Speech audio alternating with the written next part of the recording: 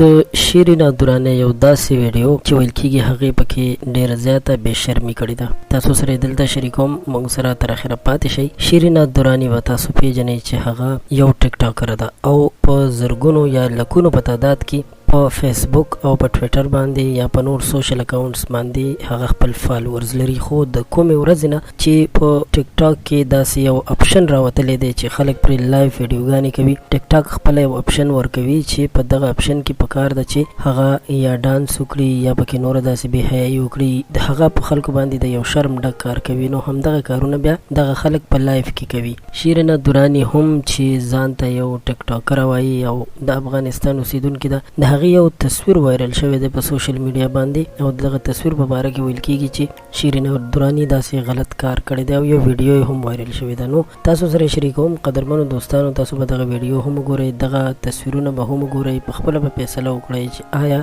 دا رښتیا شیرین دراني ده او که نه. ځکه چې د دې نه وړاندې د زیباګل په باره کې هم داسې خبرې کېدې، خو بیا د زیباګل حقیقت داسې مخې ته راغی چې ویل یې هغه ټولې واقعې، هغه ټولې قصې، هغه ټولې خبرې، هغه ټول الزامونه دروغ او هغې داسې غلط کار نه وکړی. البته په ټیک ټاک باندې هغه د خپل ځان لپاره د مشهورتیا لپاره هر هغه بې شرمي یا غلط کارونه کوي، خو څه غلطه ویډیو نه ورغلي. نو همدغسې قصه د شیرین دراني هم دا داسې څه غلط بېهوده کار، بېهوده حرکت یې نه دی کړی. دا هسې دې پسې یو پروپیګنډه شروع شوې وه او یو پروپیګنډه ورپسې وشوه. ستاسو یو جهان مننه چې تاسو موږ سره ویډیو وکتله. موږ غوښتل چې دا حقیقت، دا معلومات تر تاسو در ورسوو. که ویډیو ستاسو خوښه شوې وي ضروري لایک کړئ، زموږ چینل سبسکرایب کول مو هېر نه شي. په آینده وخت کې به زموږ راتلونکي ویډیوګانې تاسو ته وخت په وخت میلاویږي. خوشحاله اوسئ.